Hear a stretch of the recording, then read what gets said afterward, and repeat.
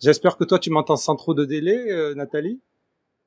Je crois, c'est spécial, mais voilà. Bon, ben, espérons que ça marche bien. Moi, je vais essayer de La faire le fil. génération X découvre, découvre la technique. Donc, je dis bonjour à toutes celles et ceux qui viennent de nous rejoindre à la fois sur YouTube et sur Twitch. Donc, vous êtes sur Intensément, hein, les infos les plus fiables possibles sur les HPI au potentiel intellectuel, neuroatypie, mais aussi santé mentale, et puis aussi avec un focus sur l'errance diagnostique, qui est carrément notre notre intérêt. Et on reçoit aujourd'hui exceptionnellement Nathalie Boisselier, donc qui est psychologue, docteur en psychologie. Alors tu marques pas chercheuse en général toi, mais j'aime bien dire que tu es chercheuse parce que tu as fait des recherches quand même ou une recherche. Mais je sais pas encore ce que je cherche. Et psychothérapeute. Donc l'idée ce soir, ça serait d'avoir à la fois une conversation et de répondre à vos questions. Est-ce que tu vois les commentaires devant toi, Nathalie, ou pas? Qui est allé chercher sur la génération X, bravo, merci. On a tendance à nous confondre avec les boomers, et les boomers, ce sont nos parents. Nous, on est la génération, enfin les centenaires, je suis née en 1968, hein, donc pour ce qui me concerne, donc je suis de la génération X, voilà. Je suis née en 68, je suis née à la Révolution, et après il y avait, voilà. Moi aussi, on est de la même année. Alors, ce que je voudrais dire, c'est qu'il va y avoir peut-être sur Twitch, et je sais pas sur YouTube, une publicité qui va arriver au bout d'une heure. Alors, vous me direz si jamais elle est arrivée, et comme ça, peut-être qu'on reviendra en arrière au moment où, pour revenir à ce dont on parlait juste avant la publicité. Normalement, j'en ai prévu qu'une seule par heure. C'était le minimum qu'ils proposaient, histoire que ça soit pas interrompu toutes les 10 minutes, quoi. Donc voilà, c'était le setting que j'ai fait. Et qu'est-ce que je voulais dire? Ben n'oubliez pas vous voyez le petit bandeau en dessous si vous voulez soutenir intensément, voilà. Que vous avez toutes les plateformes de dons et de soutien possibles. Et puis si vous suivez ça sur Twitch, si vous êtes abonné sur Twitch, eh ben en fait vous pouvez directement vous abonner via Amazon Prime. Vous, ça vous coûte rien, mais moi ça me fait un abonnement. C'est un arrangement comme ça entre Amazon Prime et Twitch, voilà. Donc Nathalie, est-ce que d'abord tu voudrais te présenter? Peut-être vite fait avant de répondre aux questions et peut-être parler de la thèse que tu viens de sortir. Oui, je vois qu'il y a une question, donc on va. Ou sinon, on enchaîne sur les questions. C'est comme tu veux. Ah non, mais voilà, je suis effectivement psychologue, psychothérapeute. J'ai une activité en libéral à Nice. Je reçois des adultes et je ne me focalise pas, je ne réduis pas ma patientèle aux personnes HPI. J'en ai beaucoup, bien évidemment, parce qu'ils me connaissent, mais j'ai besoin d'avoir ce spectre large. Effectivement, je suis depuis le mois de juin dernier docteur en psychologie. J'ai soutenu ma thèse autour du psychotraumatisme, du haut potentiel intellectuel et de l'hétérogénéité cognitive, et j'enseigne les psychothérapies à l'université de Nice. Voilà.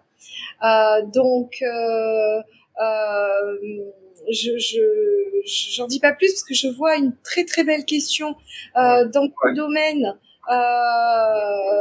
peut-on est-ce que je travaille, est-ce qu'on peut devenir neuropsychologue si on est aveugle, donc il n'y a pas de frein. Bien évidemment, on peut devenir psychologue spécialisé en neuropsychologie, puisque c'est le terme. Bien sûr que ça va être plus difficile pour appréhender les outils, notamment, puisque pas mal d'outils sont visuels et que les neuropsychologues vont aussi appliquer des tests à des personnes potentiellement qui sont elles bienvoyantes.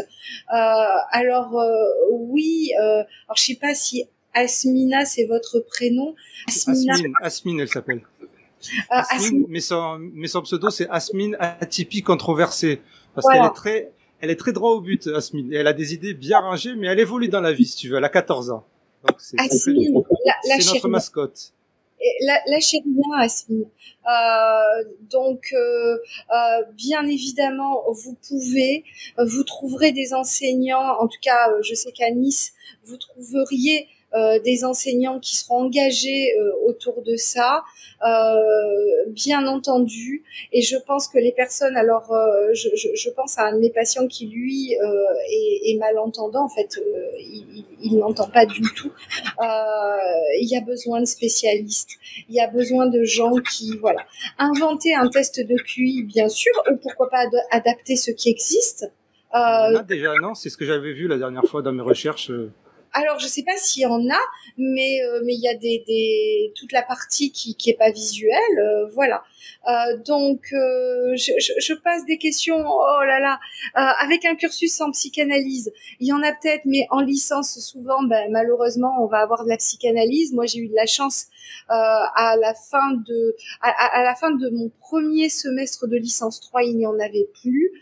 J'enseigne par exemple dans un master où il n'y a pas du tout de psychanalyse. Ceci étant, de plus en plus, on a des enseignements partagés, même en licence. Alors, yes, Asmine, je peux vous tutoyer. Je tutoie pas mes patients. Alors bien sûr, là on est en internaute. Asmine, je veux bien te dire tu, et Asmine, lâche rien. Voilà. C'est ce qu'on lui dit à chaque live. Par contre, ce qu'il faudra pas lâcher, c'est d'être la meilleure. Mais ça, non-voyante, malentendante, peu importe, les sélections, il y a un numerus clausus à la fin de la licence 3 qui est sévère, il est déguisé. Globalement, vous avez 1000 étudiants en licence 1 pour 60 places en master 1, devinez. Donc, voilà. Ne rien lâcher, c'est être le meilleur. Qu'est-ce qui a été si je peux faire une mauvaise blague, je peux dire que sur un malentendu, ça peut marcher. Mais bon. Alors, oui. Non, mais c'était par rapport au malentendant. C'était une mauvaise blague. Elle est mauvaise, celle-là. Je suis cancel. Vous pouvez me cancel. Voilà, exactement. Vraiment. Quelle était ma motivation pour obtenir un doctorat? Apprendre. En fait, j'étais pas allée à l'école après mon bac. Hein, j'ai eu un bac scientifique, et puis je voulais devenir docteur, médecin. Je voulais devenir neurochirurgienne.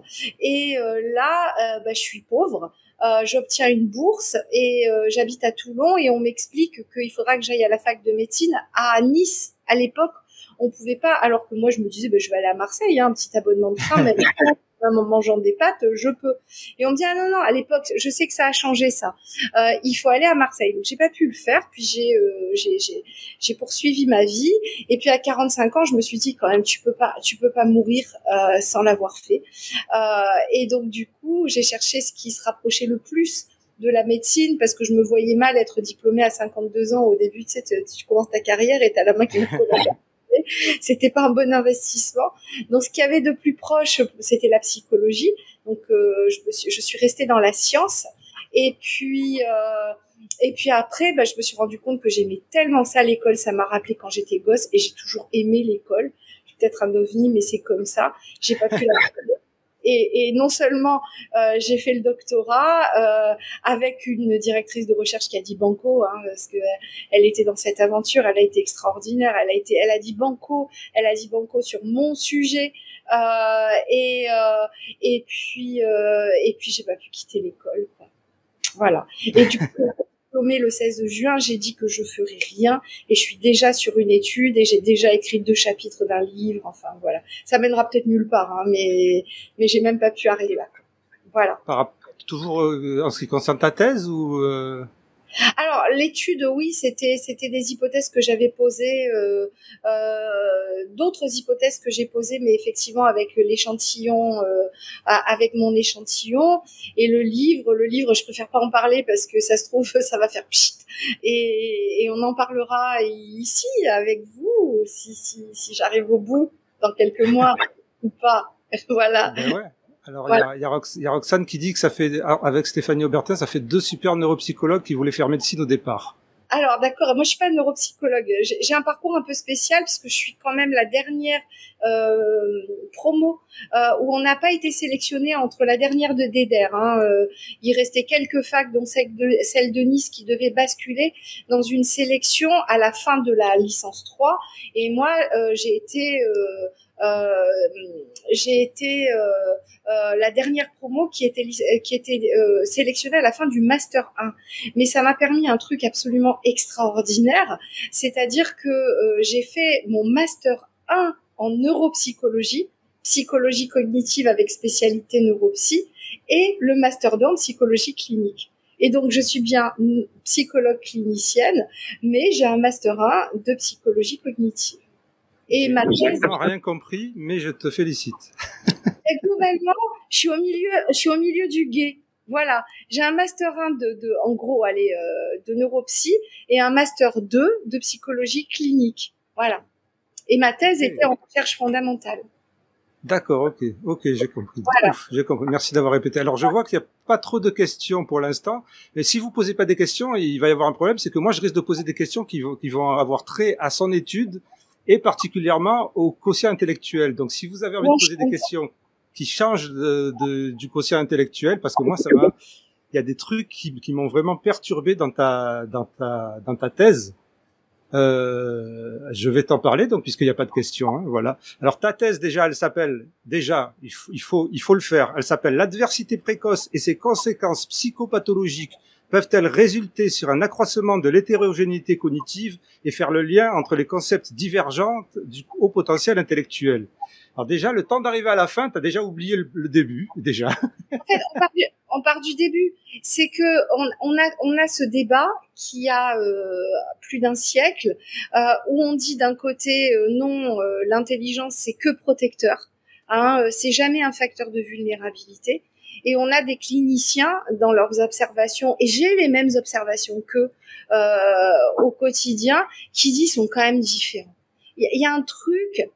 Voilà. Alors ils sont partis sur les overexcitabilities et tout ce qu'on voudra, mais il y a ça. Et ça a fait une espèce de guerre, et personne à un moment ne se dit mais quand même ce portrait qui dresse tout le temps là depuis un siècle, quels que soient les pays du monde, quels que soient les psychologues, il y a peut-être quelque chose. Ils sont pas juste débiles en fait. Hein, c'est des grands psychologues qui au départ font ces observations. Et moi, je me suis dit, qu'est-ce qui pourrait réconcilier les deux? Qu'est-ce qui pourrait faire gardez-moi cette question, Rémi. On la garde. On garde toutes les questions. Dès que tu as fini de répondre à celle-ci, on passe aux questions de ça. Et je me suis dit, c'est peut-être l'adversité précoce qui va différencier les deux catégories et qui peut expliquer pour partie ce portrait typique autour des difficultés socio-émotionnelles. Et au milieu de ça, j'ai découvert que quand même, en tout cas sur mon échantillon, donc à répliquer évidemment, il y avait quand même des spécificités sur les difficultés à faire du lien social et celles que je suis en train d'écrire, mais on le trouve déjà, même si c'est d'autres hypothèses, j'ai quand même le QI qui est associé à des difficultés émotionnelles. Voilà. Donc on a un peu de vrai dans les deux. Voilà. Alors peut-être on reviendra dessus, parce que moi c'est exactement les questions que je voudrais aller, mais bon, là ce soir on répond quand même aux questions des followers, mais vraiment. Alors je tiens à dire. Oui, on se retrouvera en septembre aussi. Je tiens à dire qu'il y a quand même 3 vidéos que j'ai fait dans 2 conférences avec Nathalie Boisselier, justement sur le sujet de sa thèse, et qui parlent de ça. Mais il y avait des petits trucs que j'avais pas percuté à l'époque où on avait fait la vidéo ensemble, Nathalie. Et donc c'est pour ça, mais on reviendra tout à l'heure s'il n'y a pas trop de questions. Pour l'instant, c'est bien, il y a des questions. Donc la question, c'est que pensez-vous? Et puis on garde le tag et le TSPT derrière. Alors, que pensez-vous des gens qui ont des traits autistiques? J'ai entendu parler... Ah, c'était le TSPT, pardon. Le premier truc que tu voulais répondre, c'était le TSPT tag ou TSPT. Mais que pensez-vous, la question étant avant, celle de Rémi, que pensez-vous des gens qui ont des traits autistiques? Alors déjà, j'en pense du bien. C'est-à-dire que moi, je passe toujours des temps extraordinaires avec les personnes Asperger, puisque moi c'est ce que je vois. Alors la notion d'autisme élargi, je sais pas trop ce que vous appelez une notion d'autisme élargi. Pour moi, j'ai une entité clinique qui est définie dans les classifications, qui est l'autisme, de niveau 1 pour les ex, on va dire aspi, hein, mais ils ont été remis dans le spectre. Donc je sais pas trop ce que vous appelez autisme élargi, c'est-à-dire les traits autistiques au sens large. Alors la réponse pour moi, c'est-à-dire, alors si je peux juste faire la précision. Alors d'abord, on m'a dit de monter mon micro. Là, je suis en train de regarder sur le programme si je peux monter mon micro. Apparemment, je vois pas comment, mais il devrait y avoir une manière. Ou alors, je peux baisser celui de Nathalie. C'est à vous de me dire si, en fait, Nathalie est très forte ou si c'est moi qui suis pas assez fort déjà. Et en fait, parce qu'on parle dans les milieux autistes et dans certaines recherches de phénotype élargi. Il y a une notion qui s'appelle le phénotype élargi et qui s'appuie sur les traits autistiques. C'est-à-dire pour dire que, ben, tu sais, tu as une continuité de tous ces traits, de toute manière. Tu as une continuité de tous ces traits que des gens, surtout dans une même famille, peuvent avoir des traits autistiques, peuvent avoir des enfants qui ont un TSA, mais eux n'ont pas de TSA, mais ils auraient ces traits, certains traits qui seraient plus ou moins forts que d'autres. Voilà. Alors, mais bien sûr, de toute façon, voilà, on va pas atteindre le diagnostic de l'autisme, c'est-à-dire les critères diagnostiques de l'autisme ne seront pas atteints, mais de toute façon, tout est dimensionnel chez les humains, le QI, les traits autistiques, tout comme j'ai des personnes autistes qui ont une théorie de l'esprit qui est équivalente à celle de la population moyenne. Voilà. Donc j'en pense du bien. Faut continuer à chercher pour pas non plus raconter n'importe quoi et faire des confusions, par exemple avec des TSPT complexes et de l'autisme. Hein. On sait très bien que des enfants sévèrement traumatisés ont des traits autistes-like, hein. C'est-à-dire que le trauma n'a jamais donné l'autisme. Mais des expressions figées, des enfants qui sont en retrait, qui sont peu participatifs, etc., qui sont et donc faut faire toujours attention et ne jamais oublier le cas unique. C'est-à-dire chaque personne va avoir, il va falloir voir si on peut élargir parce qu'il y a de l'autisme chez elle, ou alors est-ce qu'il y a un TSPT. Voilà. Voilà. C'est-à-dire qu'en fait, j'ai vu une vidéo il y a 2 jours d'une personne que j'aime bien, qui a une chaîne que j'aime bien, mais pour le coup là, j'étais pas vraiment d'accord avec elle, qui était vraiment, franchement, contre ce concept de trait autistique, enfin pas de trait autistique, pardon, mais de phénotype élargi. Parce que elle disait que ça allait inciter les gens à continuer à dire on est tous un petit peu autistes, si tu veux. Un peu comme on dit on est tous un petit peu TDAH, on est tous un petit peu autistes, on est tous un petit peu traumatisés. Je sais, mais on peut pas foutre le marteau à la poubelle parce que les gens se sont cognés les doigts en plantant un clou et qui savent pas tenir un marteau.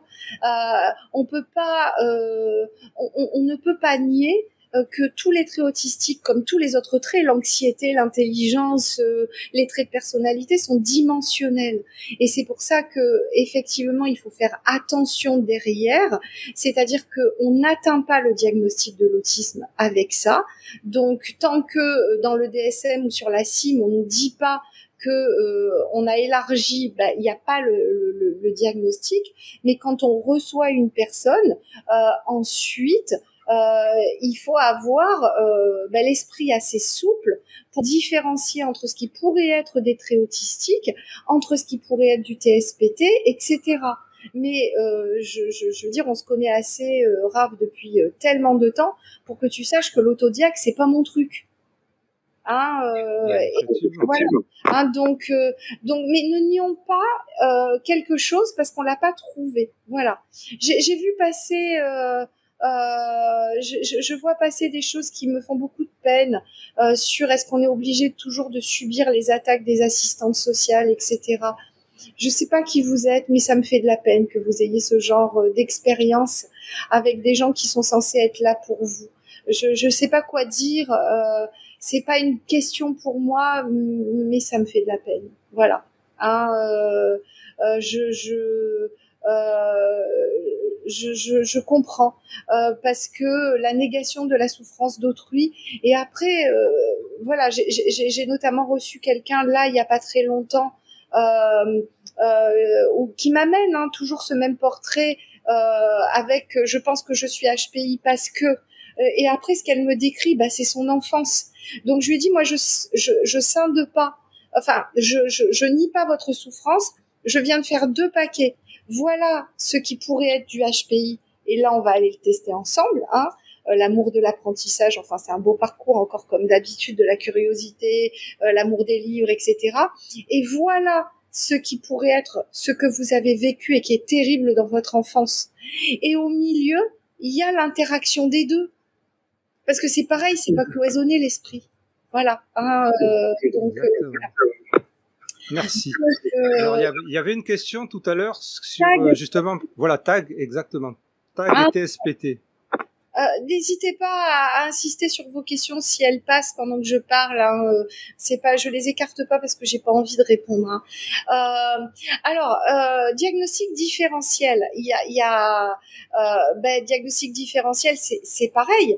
Il y a de l'anxiété chez les personnes qui ont un trouble du stress post-traumatique. Si elles répondent à tous les critères, on peut dire qu'il y a un TSPT, mais il peut y avoir un tag comorbide, c'est-à-dire qu'une personne qui répond aux critères du TSPT peut, dans un moment de sa vie, avoir une décompensation anxieuse et du coup avoir un TSPT et un tag. Voilà. Mais le diagnostic différentiel, c'est qu'est-ce qui explique le mieux et de manière la plus économique possible les symptômes de telle personne, de tel patient. Quelquefois, ça va être que un TSPT, quelquefois, ça va être que un tag, et quelquefois, il va y avoir les deux de manière plus ou moins momentanée.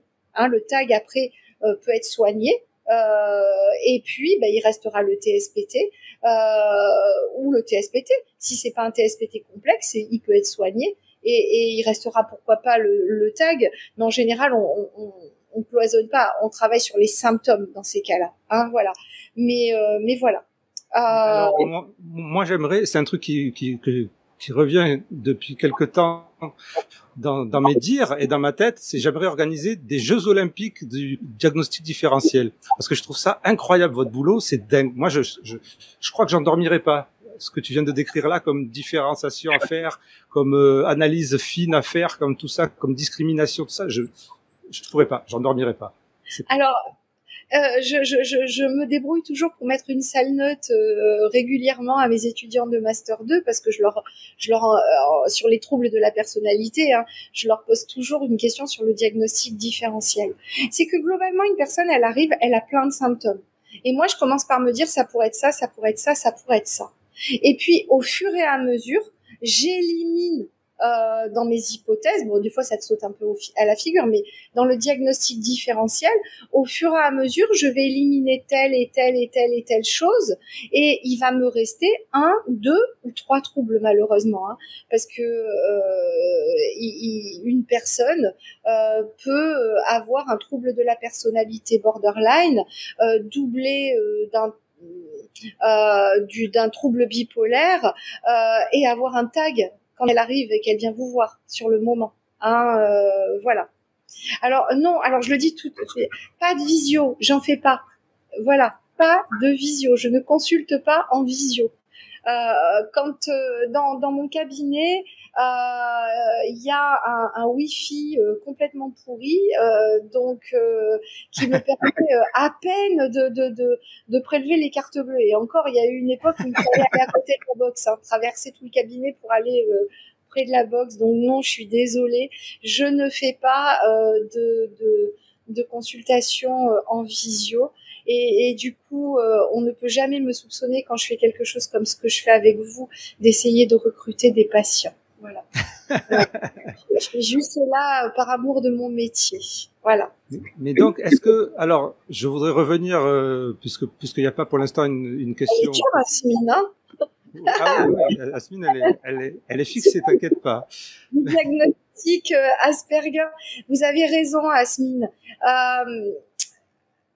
La démarche diagnostique, elle est extraordinaire. Moi, j'arrive pas à commencer à travailler tant que j'ai pas tac. Alors, Roxane, on va garder votre question sur les as. Mais effectivement, si le diagnostic était bien fait, on diagnostiquerait pas d'adultes. Voilà. y a aucune raison qu'on diagnostique, que je diagnostique, et ça prend beaucoup de temps de faire un vrai bon diagnostic. Allez, je continue à appeler ça Asperger, mais vous inquiétez pas, j'ai lu le DSM. Asperger, mais je sais TSA de niveau 1.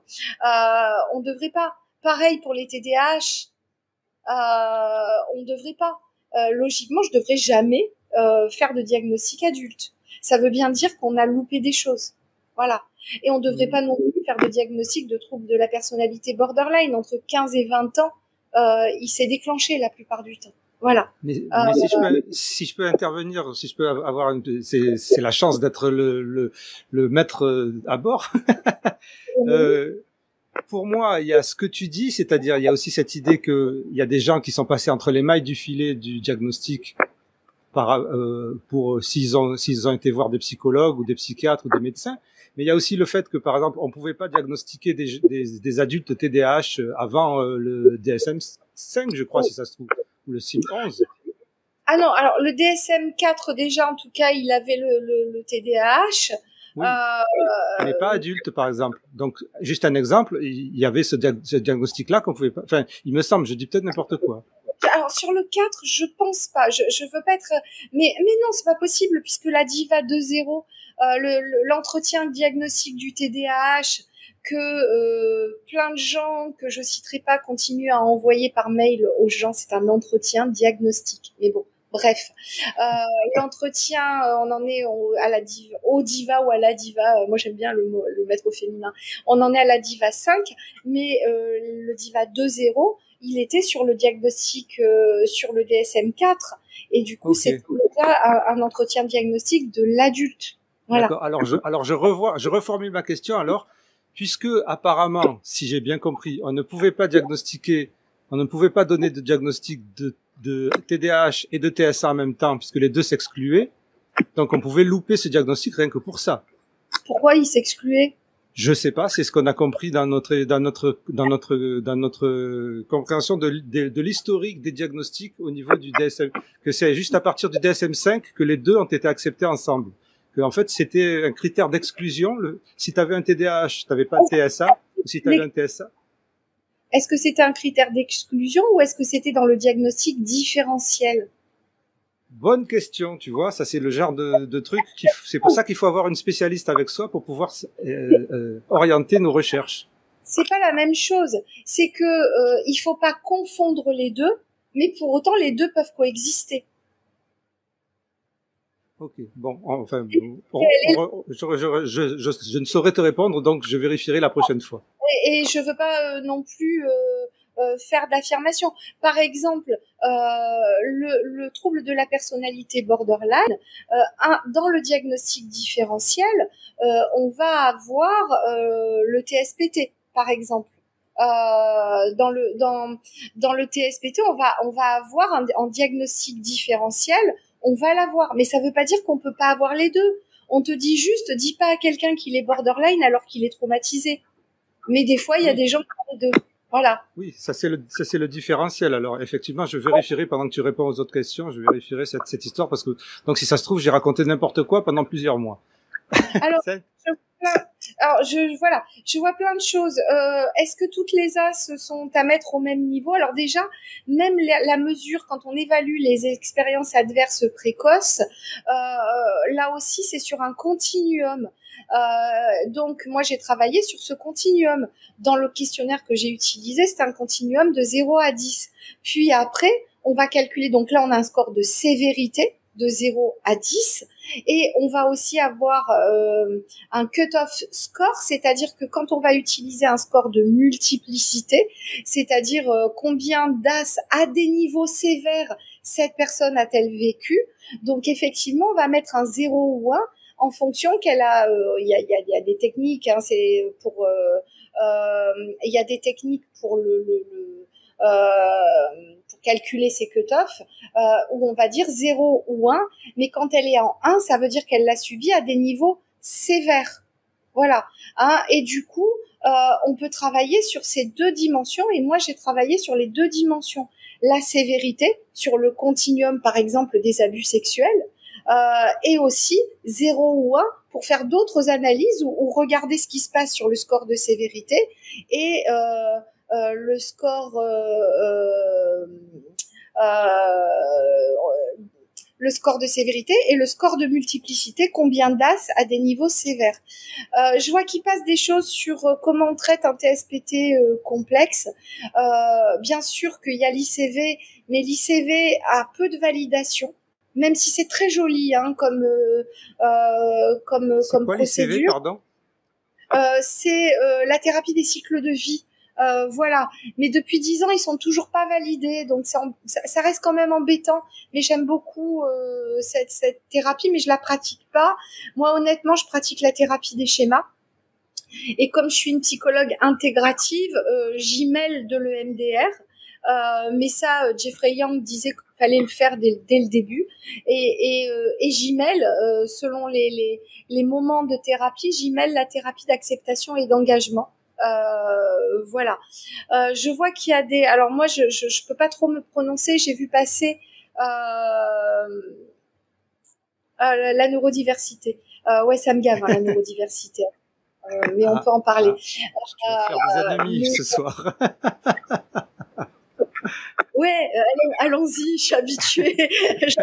Et j'en ai des célèbres en plus. Donc. Dans mon jeu des 7 familles, j'en ai des célèbres. Je suis pas pharmacologue, j'ai eu des cours de pharmaco pour le TSPT complexe. C'est pareil, on ne traite pas le TSPT complexe avec un médicament. Ça dépend des symptômes qui vont s'exprimer chez la personne à un moment donné. Qu'est-ce qui est décompensé chez elle? Si par exemple cette personne-là est extrêmement déprimée, bon ben je sais parce que je le vois à force de parler avec des collègues psychiatres ou les ordonnances de mes patients qu'on va leur donner volontiers plutôt de la sertraline. Voilà. Mais si la personne c'est pas ça son problème, on va lui donner autre chose.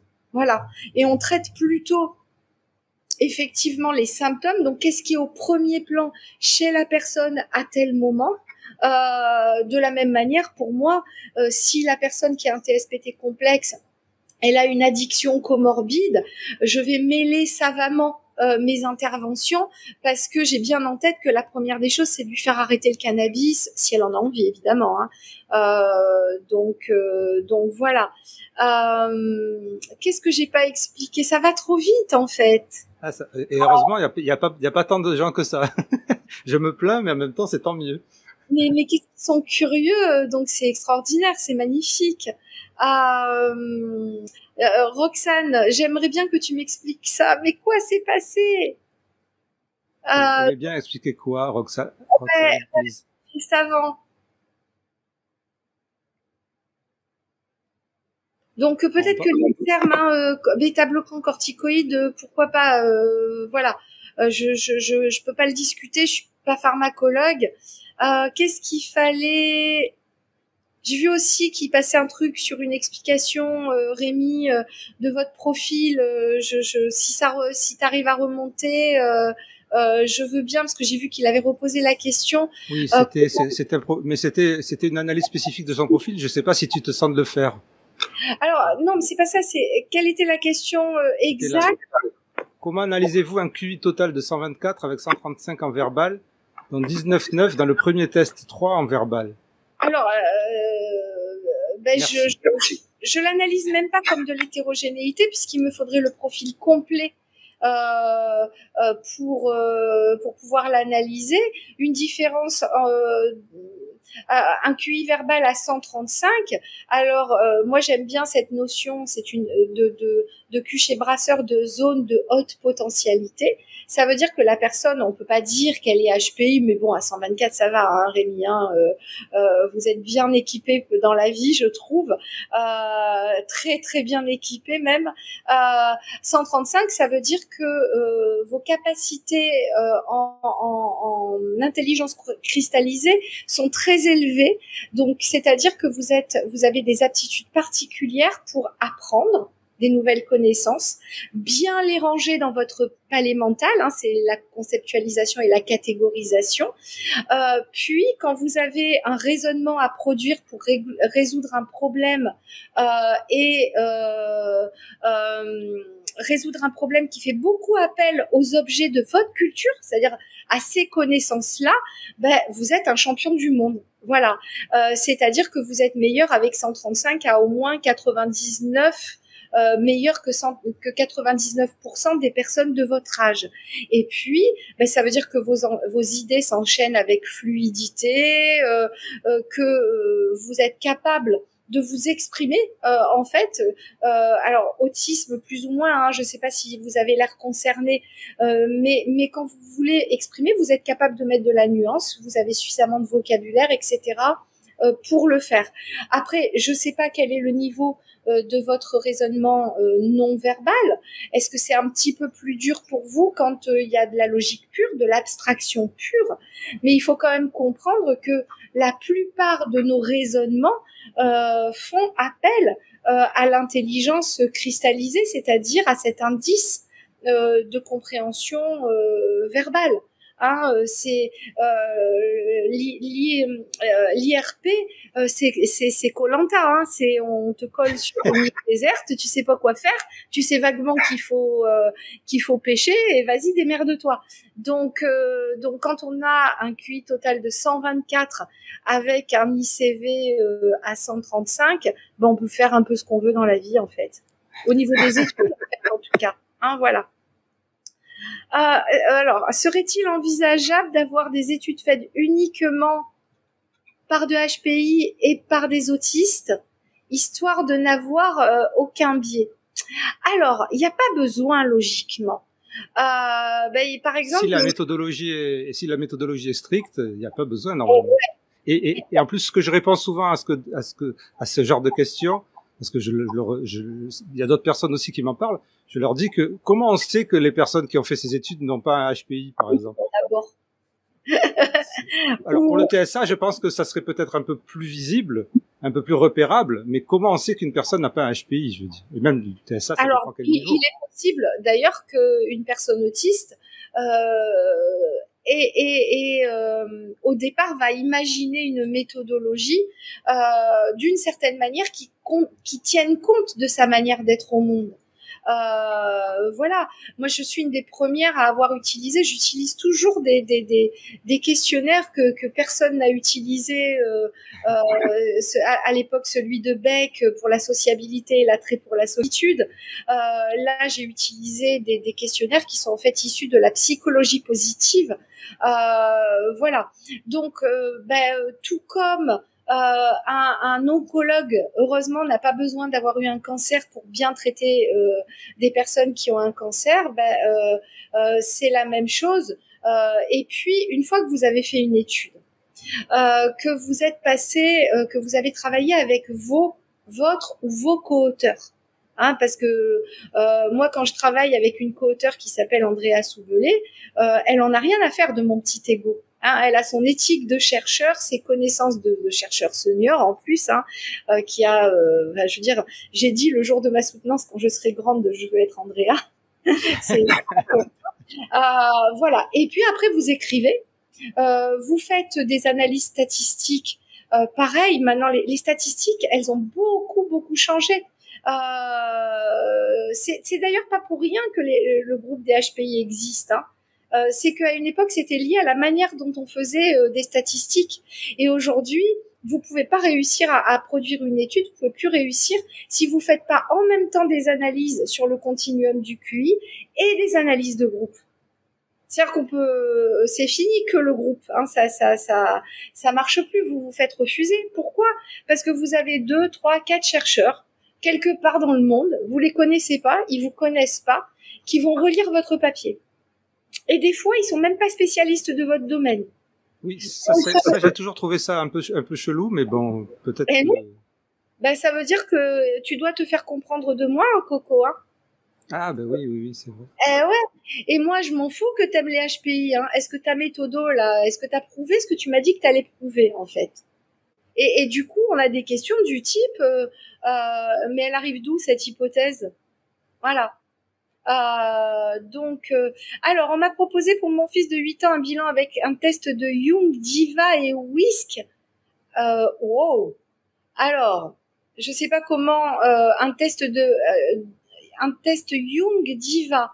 Alors, le questionnaire de Young, en tout cas de Jeffrey Young sur les schémas précoces inadaptés, il s'adresse qu'aux adultes. Parce que par principe, il s'adresse à des schémas de personnalité. Or, la personnalité, elle se fixe à partir de 15-16 ans. Hein, elle se construit. Le tempérament rentre en interaction avec le tempérament, c'est la biologie, les seuils, etc. En bébé consolable, pas consolable, etc. On rentre en interaction avec la personnalité, avec l'environnement, et ça va donner la personnalité. Donc je vois pas bien. D'accord, c'est très bien expliqué. Je me suis longtemps posé comment est-ce que je pouvais expliquer la personnalité et les tempéraments, la différence. Et là, tu viens très bien de le. Le tempérament, on va l'évaluer cliniquement chez des bébés. Est-ce que ce bébé est consolable? Est-ce qu'il a des facilement consolables? Est-ce que il a une bonne aptitude à attendre l'heure du repas, la continuité des câlins, la séparation, etc. Donc ça, c'est son tempérament. Il est né comme ça, de la biologie de ses deux parents. Voilà. Et dès le premier jour, ça rentre en interaction avec son environnement. Et petit à petit, va se construire une personnalité.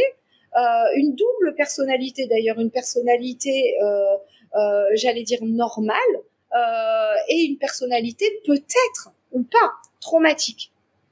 S'il subit aucun trauma, tant mieux. Et ça se fixe à peu près aux alentours de 15-16 ans, et ça bougera plus trop. Des grands événements de vie vont le faire changer. Des parents qui perdent un enfant, l'annonce d'un diagnostic grave, mais ça va changer malgré tout un peu sur les bords, pas vraiment le cœur de personnalité. Donc, alors, parce que justement, là, tu es en train de répondre à une question que je me pose depuis 3 jours, là. Comment expliquer ça? Je suis sur une vidéo et j'essaie d'expliquer ça. Bon, donc c'est ce que tu as dit, c'est une des raisons pour lesquelles, normalement, on ne diagnostique pas de troubles de la personnalité aux enfants en deçà de 15 ans, puisque, donc, oui. Et pourquoi est-ce qu'elle se fixe à 15 ans? Pourquoi est-ce qu'elle évolue et puis elle se fixerait à 15 ans? La maturation du cerveau. La maturation du cerveau. Et oui, ça suit la maturation du cerveau. Il y a des stades au fur et à mesure. Et vers 14-15 ans, par exemple, la mémoire autobiographique. Il y a des très très beaux travaux. J'ai perdu le nom du chercheur français qui est du même niveau que Stanislas Dehaene. Et ben à un moment, avant, les enfants utilisent ce qu'on appelle une mémoire épisodique-like, c'est-à-dire qu'ils recyclent leur mémoire sémantique et puis petit à petit, voilà, leur mémoire autobiographique se fixe. Donc vers 15-16 ans, il y a des paliers qui sont fixés, qui sont atteints, et du coup les traits de la personnalité se fixent plus ou moins. Voilà. Et du coup, c'est ce que je dis à mes étudiants. Quand vous voyez qu'il y a une personnalité, un enfant qui présente des traits, par exemple, sociopathiques ou des choses comme ça, on peut dire qu'on a des traits sociopathiques ou une labilité émotionnelle qu'il faudra et un syndrome abandonnique qu'il faudra surveiller au cas où ça se cristalliserait en trouble de la personnalité borderline. Mais on le diagnostique pas. Donc voilà pour ça. Donc celui de Jung, voilà, le questionnaire, le DIVA pour le TDAH, c'est un questionnaire de l'adulte. Donc il y a des questionnaires pour les enfants. Je les connais pas par cœur parce que je suis pas spécialisée de l'enfant, mais enfin c'est quoi ce truc-là? Et après faire passer une échelle d'intelligence à un enfant, pourquoi pas? Mais il faut qu'il y ait des indications. Voilà. Parce que moi, je vois arriver des gens qui ont des bilans qui ont été faits quand ils avaient 8 ou 9 ans, mais le QI se fixe lui aussi vers 15-16 ans. Donc, on peut pas dire à quelqu'un qui a passé son bilan à 8 ans et qui avait 135 de QI. Souvent, on est quelques-uns ici, voilà, j'embête pas mes patients quand ils arrivent avec ce genre mais honnêtement, ils peuvent être à 115, à 120, ou ils peuvent être à 145 ou être restés à 135. Donc, quand on fait passer un bilan de QI à un enfant de 8 ou 9 ans, en plus, ça coûte de l'argent, on le fait vraiment parce qu'il y a une indication. Est-ce que ce gosse s'ennuie énormément en classe? Est-ce que on a vu qu'il y avait notamment une dyslexie et on a besoin d'évaluer le QI, non pas pour la dyslexie, mais pour adapter, pourquoi pas, des interventions de remédiation cognitive, etc. On va pas, pourquoi pas travailler de la même manière avec un gosse qui a un QI de 100 et un gosse qui a un QI de 135. Celui qui a un QI de 100, on va pas le juger, mais il va falloir peut-être travailler plus finement, plus longtemps les exercices, mieux expliquer, etc., etc. Et alors, il y a Cory qui dit, mais quid de la neuroplasticité? Il y a des personnes. Oui. C'est ce à quoi tu réponds? La neuroplasticité, elle est très, très, très, très élevée pendant toutes les phases de maturation du cerveau. Et le cerveau, il va finir sa maturation, notamment des lobes frontaux et les dernières connexions synaptiques, aux alentours de 20 ans chez les filles et de 25 ans chez les garçons. Alors, c'est vrai pour tout le monde et personne à la fois, hein. Et une neuroplasticité, bien entendu, va demeurer. Sinon on pourrait pas apprendre, hein. C'est tout simplement, hein. C'est-à-dire qu'on pourrait rien apprendre après la maturation cérébrale. Donc bien évidemment, cette plasticité va demeurer. Elle va demeurer jusqu'à la fin de l'existence, et elle est de moins en moins là. Honnêtement, alors à part pour ceux d'entre nous qui ont un vieillissement supranormal, et j'ai bon espoir d'en être. C'est vrai ce concept de vieillissement supranormal, c'est-à-dire ceux qui continuent à vieillir en gardant leur quotient intellectuel élevé, enfin en gardant leur faculté. Ils ont pas ou peu de vieillissement cognitif, hein, mais globalement, je suis beaucoup moins plastique que en théorie, hein, sauf si je suis sur du supranormal. Mais parce que là, la question de Corinne, c'était, elle disait par rapport à ce que tu disais sur la personnalité qui était fixée, elle disait que à cause de cette neuroplasticité, il y avait son psychiatre qui ne diagnostique plus de troubles de la personnalité car c'est trop contextuel et dimensionnel. À cause de la neuroplasticité. Alors, pas à cause de la neuroplasticité. Enfin, peut-être pas, en tout cas, je sais pas s'il a dit, mais c'est ce qui est dit au début de son message. Il y a certains psychiatres qui devraient ne pas oublier qu'ils sont pas des psychologues et que le diagnostic cognitif, c'est notre diagnostic. Parce qu'ils tiennent beaucoup à leur diagnostic psychiatrique, donc voilà. Par contre, oui, les troubles de la personnalité sont dimensionnels.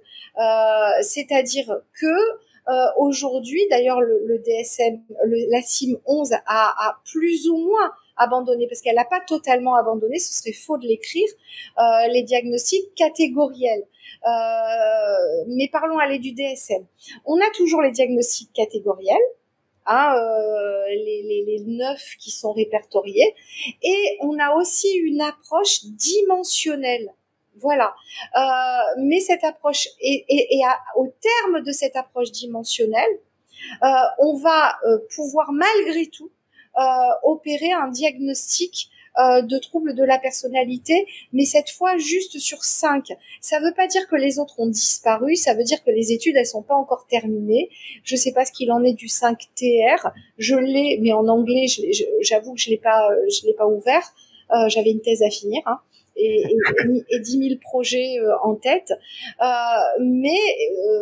Oui, bien entendu. Et je le vois aussi. Moi, j'ai des patients qui ont des troubles de la personnalité borderline, qui sont pas sur le même, sans même parler d'une approche dimensionnelle, ils ne souffrent pas de ce trouble au même niveau de sévérité. J'ai des patients qui en bavent qui en bavent, quoi. Quand ils ont un trouble de la personnalité borderline sévère, il y a ceux qui prennent des médicaments et qui ont un courage exceptionnel.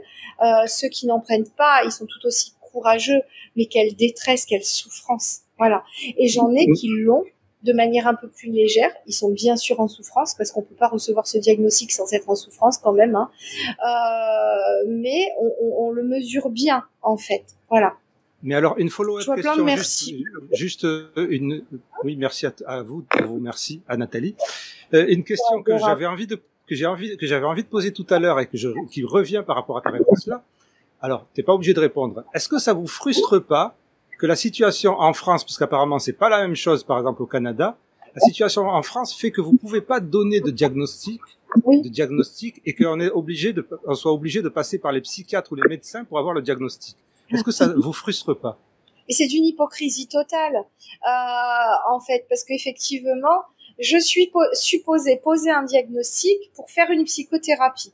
Parce que les psychothérapies, c'est des traitements non médicamenteux. Donc moi, finalement, je prescris un traitement non médicamenteux et toutes les thérapies ne conviennent pas à tous les troubles. Les psychothérapies ont des indications. Voilà. Donc, je suis supposée poser un diagnostic, mais pas le poser. Voilà. Donc, c'est cette hypocrisie qui a créé mon soutien psy. Voilà. Donc, c'est quand même extraordinaire. Alors, dans les faits, c'est une hypocrisie, mais on travaille en pleine harmonie avec la plupart des psychiatres. Bon, ils ont un petit complexe de supériorité, on va pas leur enlever, ils en ont besoin. Voilà. Je dis ça aussi parce que cet après-midi ou ce matin, il y a Michael Sikorav, donc le psychiatre, comment on dit, le psychiatre provocateur bien connu qui a posté un truc sur le fait qu'il y avait un psychologue qui donnait des formations pour les médecins et les psychiatres et qui disait quand un psychologue donne des formations pour des médecins et des psychiatres, c'est qu'il y a un problème. C'est qu'on devrait soit changer le diagnostic parce qu'il parlait de TDAH, soit qu'on devrait changer le fonctionnement de tout ce fonctionnement-là qui fait que les psychiatres en connaissent moins bien que les psychologues, entre guillemets, sur tous ces domaines. Il y a des ponts. Moi, j'ai eu dans le master dans lequel j'ai l'honneur d'intervenir, il nous est arrivé d'avoir des psychiatres. Ils viennent apprendre les psychothérapies et on m'a enseigné. C'était un psychiatre qui m'a enseigné la pharmaco. Donc, je pense pas qu'il y ait de problème. On a il y a vraiment des ponts entre nous et au quotidien, sincèrement, les bons psychiatres et les bons complexes de supériorité, c'est pas un critère de trouble de la personnalité.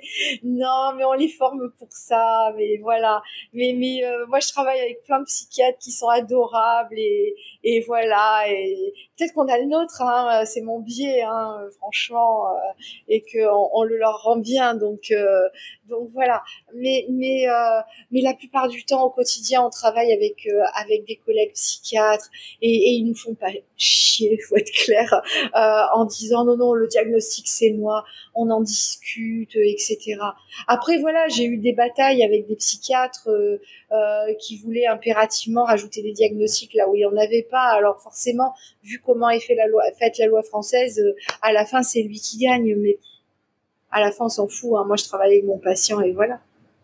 Alors juste, il y a Nathalie qui dit qu'elle est pressée d'envoyer ses liens, mais j'ai pas compris quel était le problème des liens. Et je te remercie pour ton commentaire, Nathalie.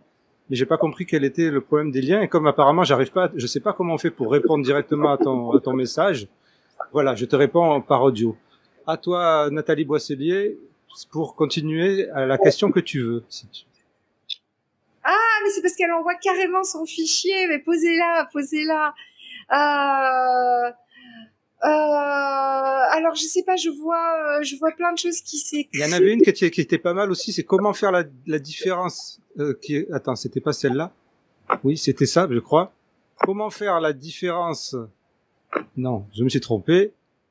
Voilà, elle arrive. Comment faire la différence où c'est corrélé ou l'absence de diagnostic TSA? Ce qui a entraîné des traumas et les schémas de Jung montrent les conséquences d'un TSA diagnostiqué tardivement entraînant des traumas. Je suis pas sûr d'avoir compris. Alors, je comprends plus ou moins, pardon. Ah, ben toi, t'es meilleur que moi. C'est parce que t'as 132, alors que moi, j'ai 130. C'est difficile. Il m'est arrivé, effectivement, de dire à des patients, je pense notamment à une, je l'ai en tête avec beaucoup de tendresse, quand je la vois pour la première fois, elle a subi tellement de traumas, et peut-être qu'une partie des traumas ont été aussi générés parce que ses propres parents la comprenaient pas en fait. Hein. Mais ça, comment va le prouver hein, c'est là où je disais tout à l'heure, faut rester un petit peu. Il y a des choses, des subtilités où on pourra jamais créer un protocole et il faut écouter les cliniciens. Et à cette jeune femme, j'ai été honnête. Je lui ai dit, voilà, il y a les traits autistiques, je les vois. Mais vous avez subi tellement de traumas, et c'est ce que j'ai dit tout à l'heure, à un si jeune âge que vous pouvez avoir, en fait, dans le TSPT complexe, quand il arrive chez des enfants où les traumas, et notamment des traumas sexuels, arrivent très très jeunes et durent jusqu'à 14, 15, 16 ans, j'ai été honnête, je dis voilà, on va faire le bilan de repérage de l'autisme avec 7 ou 8 ou 9 tests que je leur passe et on fera le tri après. Parce que malgré tout, quelqu'un qui a, moi le bilan que j'ai mis en place, quelqu'un qui n'a que un TSA, je le vois. Voilà. Mais j'ai été honnête. Je lui dis, je vais peut-être vous faire dépenser plusieurs centaines d'euros pour vous dire à la fin, c'est un TSPT complexe. J'ai eu la femme d'un patient TSA qui me dit, je pense que je suis TSA moi aussi, etc., etc. Et je lui dis non, vous l'êtes pas. Par contre, vu ce que vous avez subi, c'est un TSPT complexe. Elle me dit c'est pas grave, je veux bien dépenser les sous. Bon, ils ont des gros moyens. Donc j'ai pas pris à manger à leurs enfants. Je veux savoir. Et j'avais raison. Du coup, elle m'a servi de test. Elle a pas coté au TSA. Elle a pas coté. Voilà. Donc voilà. Elle a pas coté. Ça se distinguait bien. Donc quand le bilan de repérage de l'autisme est bien fait, on finit par le voir. Voilà. C'est super intéressant parce que ce sont des discussions qui reviennent souvent de ces derniers temps, de distinction entre TSA et TSPT. Le fait qu'on peut avoir les deux aussi. Et le fait qu'on peut avoir les deux et qu'il y a souvent les deux. Mais alors comment tu vois les deux? Excuse-moi, c'est là où tu ferais partie des Jeux Olympiques du différentiel. Comment tu vois les deux? Ah là là, au bout d'un moment, c'est comme le sel dans la cuisine. Combien t'en mets? Non, mais c'est vrai. Alors, des fois encore, il m'arrive, puisque je l'ai dit à 2 patientes, et dans les 2 cas, les concernant elles, il y avait bien un TSA. Et il y a je vais pas vous dire quel test, etc., parce que je veux pas fausser un certain nombre de choses. Faut laisser, de temps en temps, faut pas trop déflorer les choses. Mais à la fin, comment je le vois, par exemple, quelqu'un qui a, j'ai pas si. Par exemple, j'ai pas forcément de problème avec la nourriture chez les gens qui ont un TSPT complexe. Okay. Voilà. J'ai pas forcément de la systémisation ou de la systématisation chez des gens qui ont un TSPT complexe. Et puis, quand vous finissez par poser 800 questions à quelqu'un sur un bilan autisme, en croisant tout ça, voilà, ça ressort. Oui, mais alors attends, je vais poser une question idiote. Alors, d'abord, tout à l'heure, j'ai vérifié, effectivement, mais bon, à revérifier, on va pas rentrer dans les détails. Apparemment, des réponses que j'ai eues, ça serait, dans le DSM-4, les deux s'excluaient, le TDAH et le TSA. Donc, si on en avait un, on ne pouvait pas avoir l'autre. Enfin, à l'époque, ça s'appelait pas TSA, ça s'appelait TED d'ailleurs. Mais c'est à vérifier. Okay. Moi, ma question, c'est si je vais me rappeler de ma question, parce que d'un seul coup, là, j'ai perdu la question de ce que tu étais en train de dire, ça veut dire que comment ce serait possible que dans le passé, alors je vais être provocateur, dans le passé, il y a des psychologues qui ont confondu un HPI avec un TSA, alors qu'ils avaient toutes les possibilités de reconnaître le TSA, parce que comme tu dis toi, pour reconnaître le TSA, il y a des méthodologies, des critères, et c'est différent. D'accord, je vois bien la différence entre un TSA et un TSPT. Mais le fait d'avoir confondu des HPI pour des TSA ou des TSA pour des HPI, ça, je trouve ça complètement hallucinant. Moi, ce que je dis, je vais te dire ce que je dis à mes étudiants chaque année. Quand je commence le premier cours, quand je les vois, je leur donne 4 heures de cours sur les adultes HPI. Et je leur dis, voilà, il y a les psychologues qui se forment dans la littérature scientifique, et puis il y a ceux qui se forment sur TikTok. Voilà. Et puis on se forme aussi dans la littérature scientifique, parce que bien entendu qu'il y a des livres, quand on lit un livre de Stanislas Dehaene, je le citais tout à l'heure, comment dire, il va pas écrire des conneries lui, hein. Mais moi j'ai lu des gens qui connaissent très très bien le HPI et qui disaient qui écrivaient qui reprenait cette phrase justement qu'il n'a jamais dite d'Alfred Binet, l'intelligence c'est ce que mes tests mesurent. C'était dans le que sais-je sur les adultes HPI de l'édition 2017. Voilà. C'est Alfred Einstein qui l'a dit, c'est ça, ou Elvis Presley peut-être. Ah, c'est pas Napoléon Bonaparte. C'est Napoléon Bonaparte, voilà, exactement. Donc voilà. Donc on se forme dans les études scientifiques, parce que même après comme ça, quand on lit un livre, on est capable de le discuter, de le réfléchir. Voilà. Il y a eu une grande discussion il y a pas longtemps sur le Riot IQ de Ward, mais lui aussi. Je précise ce que c'est le Riot IQ de Ward, c'est ce test de quotient intellectuel qui est, enfin, il n'est pas encore sorti, mais c'est un grand chercheur sur l'intelligence et sur le quotient intellectuel. Avec son équipe, il prépare un test de quotient intellectuel à passer en ligne. En anglais pour l'instant, je pense pas qu'il y ait des versions françaises. Et donc tu disais, Nathalie, sur ça? Alors attention, hein, il y aura un petit truc en ligne, parce que j'ai quand même lu après, et le reste sera bien payant, parce que oui, c'est payant, bien sûr. Voilà. Mais il invente un test de QI.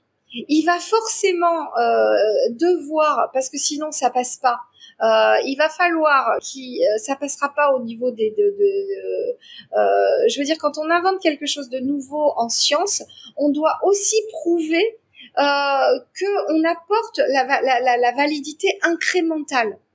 Et honnêtement, la validité incrémentale de son test, c'est-à-dire qu'est-ce que ça apporte? J'en dis toujours plein.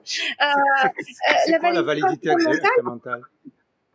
Ce que tu apportes de plus que ce qui existe déjà, hein, incrémental, au-dessus. Oui. Voilà. Et du coup, il est obligé de raconter des choses, même quand moi je suis pas certaine de la validité incrémentale de son test, par exemple. Donc voilà. Je sais même pas. C'est-à-dire la validité incrémentale, on peut l'utiliser pour plein d'autres choses. C'est-à-dire c'est ce qui fait que, par exemple, les personnes qui ont inventé un concept, je veux dire un concept au hasard, l'hypersensibilité, il faut qu'elles prouvent si elle a une validité incrémentale que ça remplace pas autre chose qui existe déjà. C'est ça l'histoire. Exactement. C'est redondant avec quelque chose qui existe déjà. Mais en quoi est-ce que son test de QI est redondant avec quelque chose qui existe déjà? C'est ça que je comprends pas. Puisque regarde qui va calculer un QI et les scores de 5 indices, je suis désolée, ça s'appelle un test de Wechsler. Hein. Non, oui, ça je suis d'accord avec toi, mais jusqu'à présent, justement, ces tests-là, on les passait pas en ligne. Toute son histoire, lui, c'est de proposer quelque chose qui se passe uniquement en ligne. Scientifiquement parlant, ça apporte rien, ça. Ah, ça, j'en sais rien. Ça, je peux pas te dire. Il veut juste faire un véritable, je pense, ce que j'ai compris, c'est qu'il veut juste faire un test de quotient intellectuel qui soit aussi fiable en ligne que si tu le passais chez un psychologue ou neuropsychologue. Scientifiquement parlant, et alors? D'accord, ok, je vois ce que tu veux dire. Et ouais. Et je lui en veux pas. Je veux dire, il y a moi des non plus. Non, mais je veux dire, faut pas croire, quoi. Le fantasme que nous serions riches, c'est un fantasme. Donc, quand quelqu'un trouve, voilà. Donc voilà, c'est juste ça. Je voudrais quand même revenir sur une chose qui est le TSPT complexe. Attention quand même que le TSPT complexe, dans sa description, il a aussi les 3 symptômes du TSPT. C'est-à-dire que globalement, il va y avoir alors c'est les 3 symptômes et pas les 4. Le DSM 5, il a 4 symptômes au TSPT, la CIM, elle en a 3. Elle a l'hypervigilance, en gros, hein, l'hyperactivation neurovégétative, l'évitement et les reviviscences, les intrusions. Et ensuite, il va y avoir les perturbations du soi, où là, on va avoir effectivement les perturbations de la régulation émotionnelle, des interactions sociales et un self-concept, un soi vécu comme... oui, c'est le Wechsler en ligne, What's New Pussycat, je suis d'accord. Donc du coup, et il va y avoir ces 3 symptômes, le concept de soi vécu comme powerless, helpless, c'est-à-dire sans valeur, au-delà de toute aide, etc. Mais il faut qu'il y ait les 3 autres. Et même moi, quand je parle de TSPT complexe, 99% de mes patients n'ont pas de TSPT complexe. Ils ont les perturbations du soi. Et en fait, ces 3 symptômes sont exactement... Je sais que c'est une grande mode de taper sur la gueule de Van der Kolk parce qu'il fait du commerce, voilà. C'est la grande mode, on tape sur Van der Kolk le corps. Je peux pas taper dessus, je sais pas qui c'est. Ouais, mais bon, c'est une grande mode, c'est Orange is the New Black, voilà. La plupart des gens, ils ont lu 3 études, voire 0 étude sur le psychotrauma et ils se permettent d'avoir des jugements à l'emporte-pièce. Lisez d'abord 500 ou 600 études sur le trauma et après venez avoir des avis et voilà. Je ne ferai pas. Ouais, non, mais c'est un peu j'ai la colère facile, voilà. Globalement, ce que nos patients nous décrivent la plupart du temps, c'est ce cluster de perturbations de l'identité et du soi. Mais c'est ce que Van der Kolk décrit dans son trouble traumatique du développement, son TTD. Voilà. Alors que malgré toutes les preuves que Van der Kolk a apportées, le DSM n'a pas voulu, enfin la task force du DSM n'a pas voulu intégrer dans le DSM. Alors son explication à lui, et elle est suffisamment convaincante que les plus grands spécialistes mondiaux du psychotrauma le prennent au sérieux et parlent du TTD, y compris dans l'ABC des psychotraumas où j'ai écrit 2 chapitres d'ouvrage. On en parle dans plein de chapitres. Et c'est la version chronicisée, en fait, de ce trouble traumatique du développement. En fait, que la plupart de nos patients nous rapportent. Mais 99% de nos patients, en fait, on leur dit TSPT complexe et je suis la première à le dire, mais dans les faits, ils ont pas le HER, hypervigilance, évitement, reviviscence. Alors, est-ce que tu peux préciser, parce que là, parce que moi, le problème, c'est que j'arrive à comprendre tout ce que tu dis à chaque fois que tu parles du QI, mais quand tu parles du trauma, je suis perdu. J'ai l'impression que ça plaît beaucoup aux personnes et c'est pour ça que je trouve ça intéressant. Moi, ce que j'ai compris, tu m'arrêtes si j'ai raison ou si j'ai tort. J'ai compris, si je me rappelle bien, que dans le DSM-5, il n'y a pas le trauma, le TSP, le trauma complexe, mais il y a le trouble du stress post-traumatique avec une spécificité. Comment ça s'appelle, trouble dissociatif, une spécificité dissociative, un truc comme ça. Globalement, on a 2 catégories de TSPT. Donc une fois qu'on a posé les 4 symptômes du TSPT, puisque là il y en a 4 dans le DSM-5, puisqu'ils y rajoutent justement les modifications des cognitions et de l'humeur, qui est pas dans la CIM. Ok. Parce que dans la CIM, par contre, il y a le trauma complexe dans la CIM, par contre. Mais regarde, dans le DSM-5, le TSPT est qualifié à partir de 4 symptômes. L'hyperactivation neurovégétative, l'évitement des pensées, des émotions, des lieux, des gens, des souvenirs, de tout ce qui rappelle le trauma. Les intrusions, qui peuvent être des flashbacks, des cauchemars, etc., etc. Et les modifications des cognitions et de l'humeur, qu'on va pas retrouver là dans la CIM, celui-là. Et ces modifications des cognitions et de l'humeur, les cognitions, c'est globalement dans le sens de la concentration, et de l'humeur, c'est dans le sens d'une humeur basse en permanence. Ok. Cela, faut qu'ils y soient. Puis ensuite, je vais spécifier. Est-ce qu'il est hyperactif ou hypoactif globalement? C'est-à-dire, est-ce que c'est l'hypervigilance, hein, l'hyperactivation neurovégétative qui est au premier plan, et donc je vais avoir le TSPT, on va dire classique, ou alors j'ai de la dissociation, du numbing, de la confusion, etc., c'est-à-dire des épisodes de dépersonnalisation et de déréalisation, et là je pose cette spécificité. Voilà, ça c'est le DSM. D'accord. Ok. Puis la CIM 11, elle a autre chose. Soit tu n'as que le TSPT, mais là tu as 3 symptômes: hypervigilance, donc hyperactivation neurovégétative, reviviscence, c'est-à-dire intrusion, cauchemar, flashback, etc. Et évitement des personnes, des émotions, des comportements qui rappellent le trauma. Ok? Ça, c'est le TSPT classique dans la CIM. Il n'y a pas les modifications des cognitions et de l'humeur. D'accord. Ok? Elles y sont pas. Donc, maintenant, le TSPT complexe, tu prends les 3 premiers symptômes qui doivent y être. Ils doivent y être. Et tu en rajoutes 3, c'est-à-dire que tu le complexifies avec cette perturbation de l'identité et du soi. Dysrégulation émotionnelle, trouble de l'attachement, globalement, difficulté sociale et un concept de soi défectueux. D'accord. Et toi, ce que tu dis, c'est que la plupart des gens que tu as vus, toi en tout cas, ou que ils auraient pas le côté trauma, les 3 premiers du trauma, ils auraient que le coup du complexe. Mais alors, ça serait quoi? J'ai pas compris exactement. Peut-être que j'ai raté quelque chose en lisant les commentaires.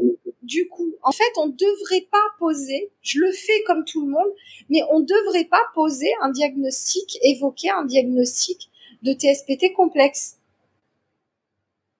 On peut pas, il n'y a pas les 3 premiers. Mais alors, ça serait quoi? Ça serait des borderline? Ça serait quoi? Wonderland.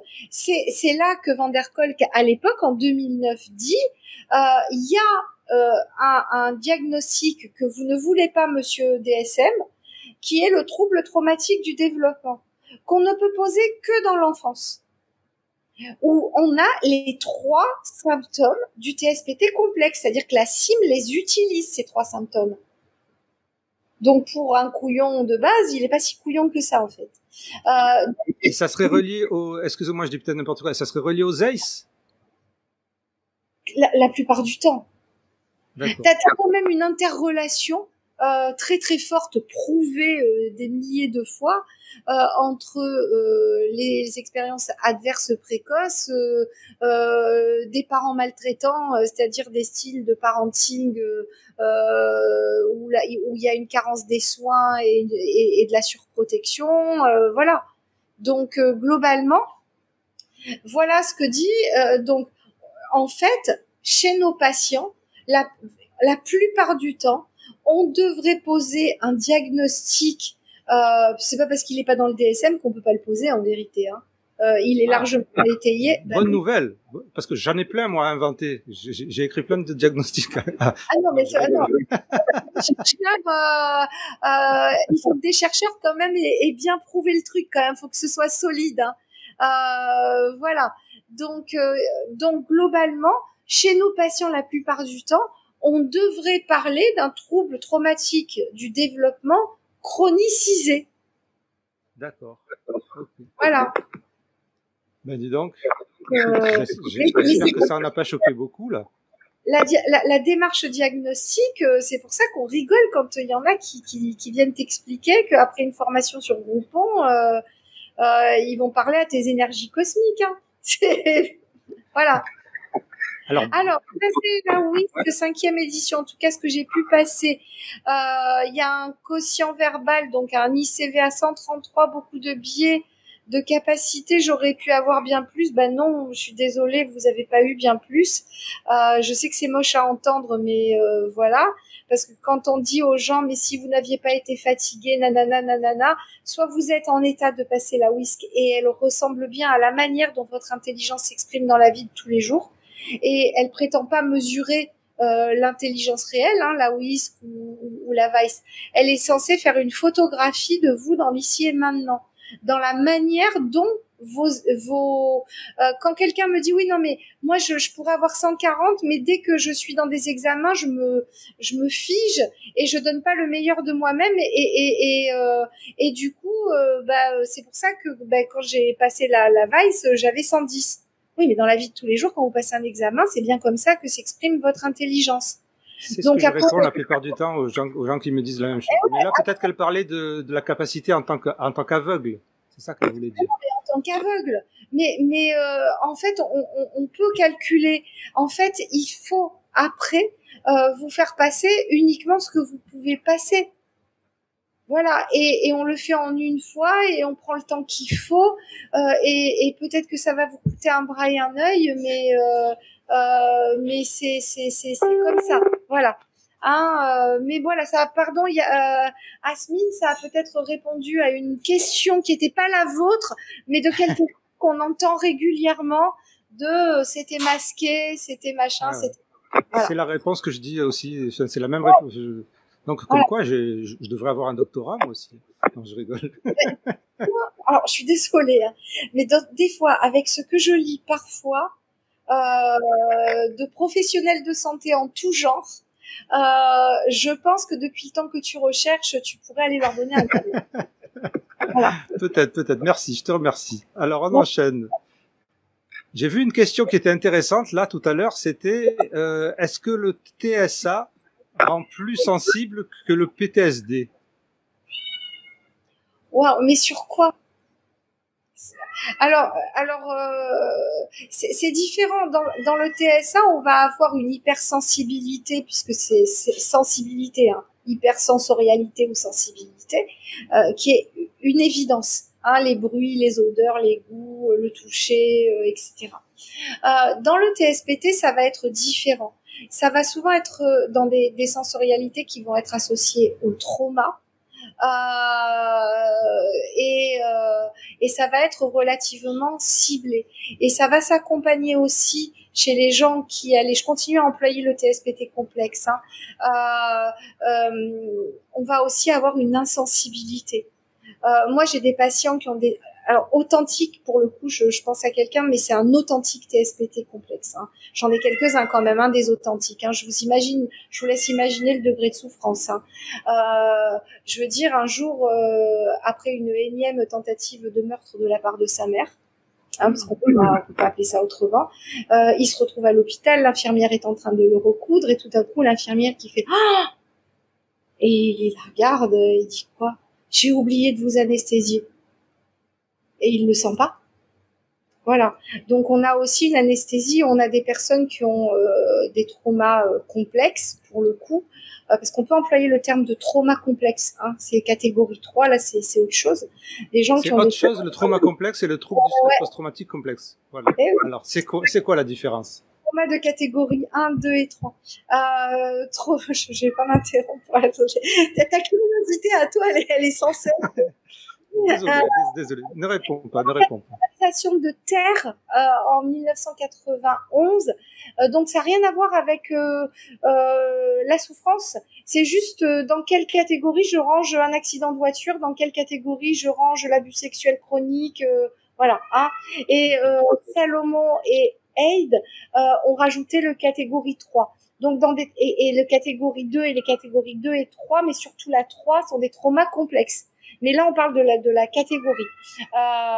Dans quelle catégorie je range ce trauma? Par exemple, un tremblement de terre, c'est catégorie 1. Voilà. D'accord, ok. Événement unique, etc., etc. Donc, on va avoir des gens qui ont des traumas complexes. Il est en train de se faire recours. Il est complètement insensibilisé. Et du coup, on a aussi des personnes qui vont pas... Oui, le chat, mais comme d'hab. Hein. C'est rare que j'intervienne sur Intensément podcast et qu'il n'y ait pas Molly à un moment ou à un autre. C'est clair. Elle a été l'invitée à chaque fois. Donc, clairement. Il n'y a pas de souci. Du coup, voilà. Donc, en tout cas, qui vont pas chez le médecin, ils écoutent pas leur douleur. Donc, quand ils vont chez le médecin, c'est trop tard. Ou ils prennent mal soin d'eux, etc., etc., etc. Coucou le chat. Elle vient pas aujourd'hui. Hein. Des fois, elle vient. Hein. Moi, je la vois, mais aujourd'hui, elle vient pas. Voilà. Elle veut quand même pas venir. Donc voilà. Alors, est-ce qu'il y a d'autres questions qui t'intéresseraient de répondre sur toutes les questions qui sont passées pendant qu'on discute? Ça défile tellement vite que j'essaye, mais Ouais, moi aussi, j'ai raté plein de... C'est le trauma du développement. Souvent. Souvent, ça va impliquer des violences chroniques interpersonnelles qui vont affecter l'attachement. Mais j'ai été Donc là, tu réponds à la question, le TSPT complexe, c'est le trauma du développement. Oui, on peut presque dire ça, même presque toujours dire ça dans les faits. Mais ceci étant, une femme qui a été battue pendant des années ou insultée pendant un compagnon, elle va développer un TSPT complexe. Voilà.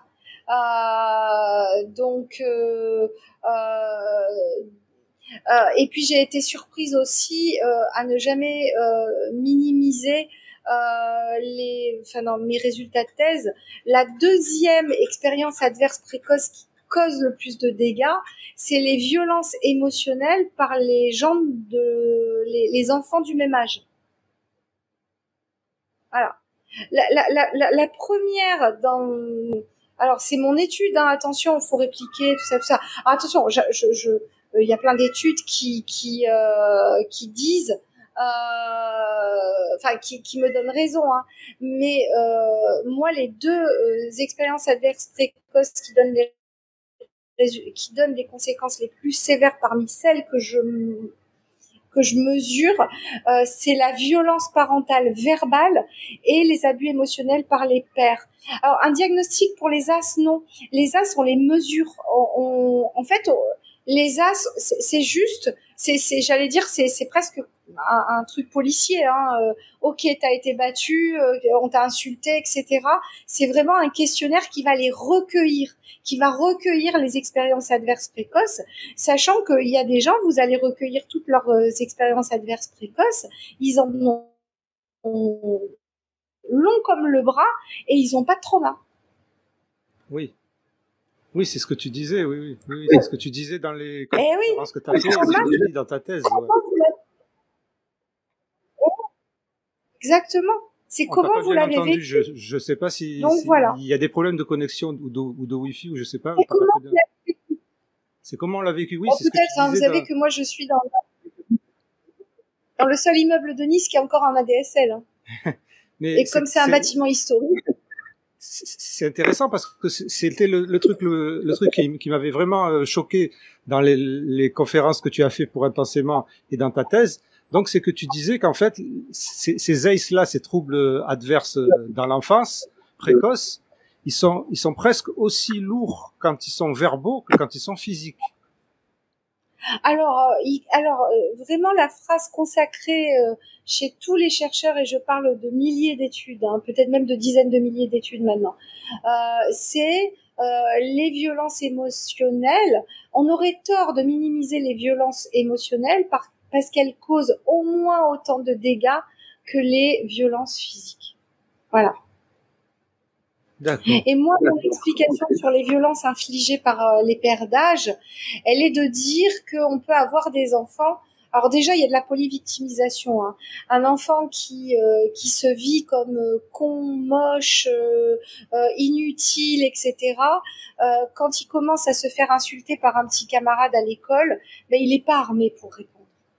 Parce que pauvre gosse, on a déjà laminé sa confiance en lui, son estime de lui, son sentiment d'autocompétence, d'auto-efficacité, etc.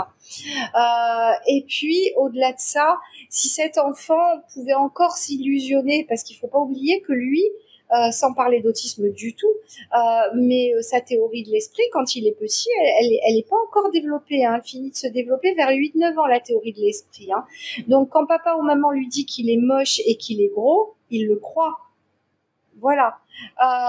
Mais s'il a encore là une petite illusion que peut-être que papa et maman ils exagèrent, et puis préparé par la polyvictimisation, il arrive à l'école et il se fait insulter par ses camarades. Ben, sa conclusion comme gosse de 8, 9, 10 ou 12 ans, ben, c'est de dire alors c'est bien moi le problème. Puisque ça recommence. Voilà, alors ça c'est mon explication et je l'ai apporté sur, je crois que je l'ai écrite sur la traduction justement et la validation de l'échelle de Tescher et Parricher. Pour mesurer les ACE. Et donc mes pairs reviewers n'ont rien trouvé à y redire. Enfin, cool. Bien.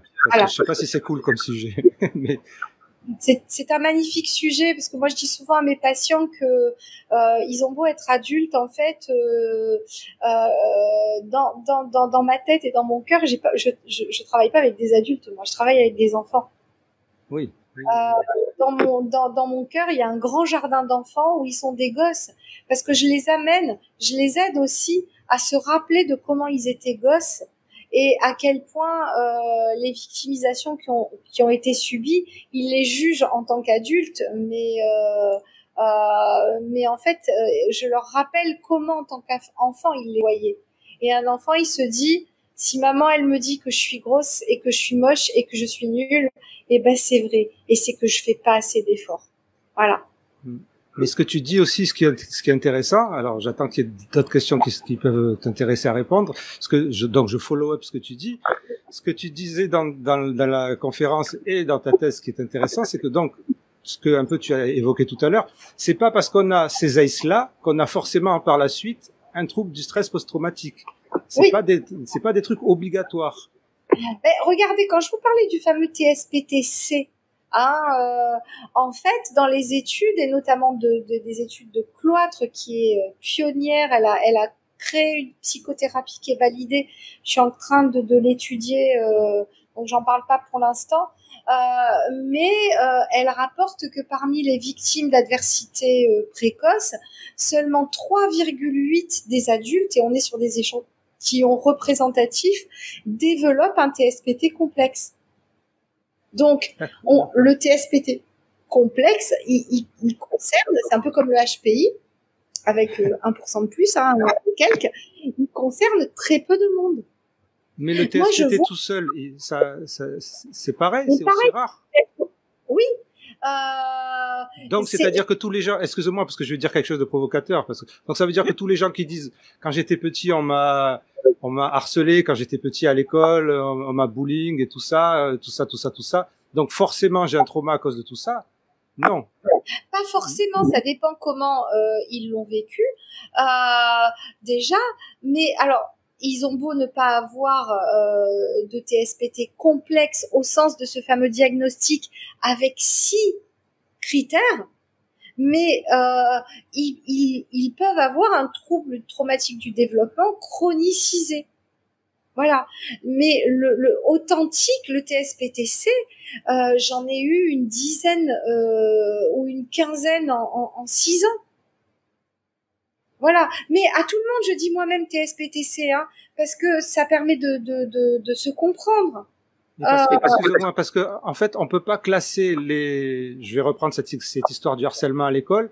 On peut pas classer le harcèlement à l'école uniquement dans le TSPT, sans être complexe. Mais on le classe nulle part. Il peut, on va le dire autrement.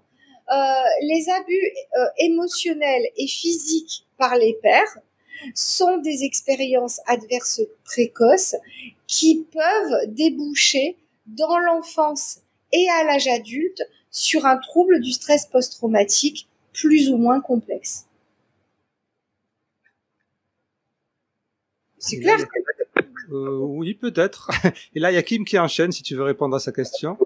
Alors, on sait qu'en moyenne, les AS amènent des troubles de type, oui, les comorbidités, effectivement, sans nécessairement, mais bien sûr, on a ce qu'on a appelé une relation, Kim, on a une relation dose-réponse, qui est mais plus que solidement établie, c'est-à-dire que la dose d'adversité a proportionnellement une réponse psychopathologique sur quasiment le DSM-5. on enlève moi, je dis souvent à mes patients, vous m'enlevez les traumas de l'enfance, j'ai plus de boulot. Hein. Il me reste les TDAH et les TSA. Voilà. Mais j'ai plus de boulot.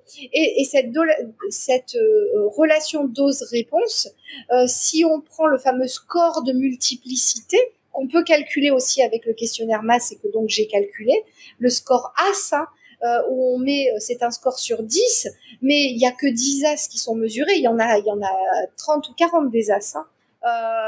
On en mesure que 10 principales, mais il y en a plus. Ben, c'est un triplement des comorbidités à l'extrémité du spectre de la maltraitance. Fichtre. Voilà. Et dans certains troubles, comme par exemple le risque suicidaire, on peut avoir un x12 avec 4 As. Alors, c'est quoi les As? Demande Marine, c'est les Adverse Childhood Experiences, c'est-à-dire les expériences adverses dans l'enfance. C'est-à-dire précoce. Voilà.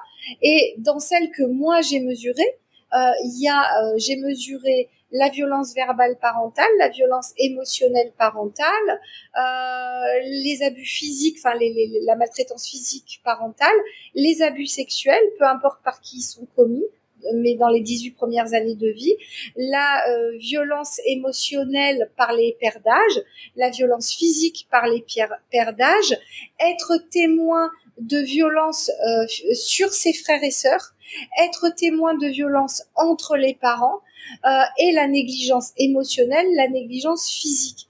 Mais il y en a bien d'autres. Vivre dans un pays en guerre, la discrimination répétée, peu importe pourquoi, hein, appartenance culturelle, ethnique, de genre, etc., etc. Il y a globalement, elles sont catégorisées, mais Finkel-Orr, qui avait fait une étude sur les prévalences, il en avait, lui, catégorisé, rien que lui, on avait catégorisé 39. Voilà. Donc, alors, je connais pas Madame Galliano. On est tellement nombreux. Donc, voilà. Et il te reste aussi schizophrénie, bipolarité, etc. Alors, attention, sur les troubles neurodéveloppementaux, ah oui, c'est vrai, pardon Kim, effectivement. Attention, faut pas croire que ça agit pas. C'est-à-dire que une personne, alors moi le trouble de la personnalité borderline, pour moi il est plus neurodéveloppemental. C'est mon opinion. Hein. Alors déjà, on sait que c'est les deux, hein, voilà, qu'il y a des influences à la fois environnementales et des influences biologiques, mais de temps en temps, il y a des chercheurs, il faudrait qu'ils viennent un peu faire de la clinique. Hein, on n'est pas nombreux à faire les deux, mais de temps en temps, il faudrait qu'ils viennent faire de la clinique. Voilà.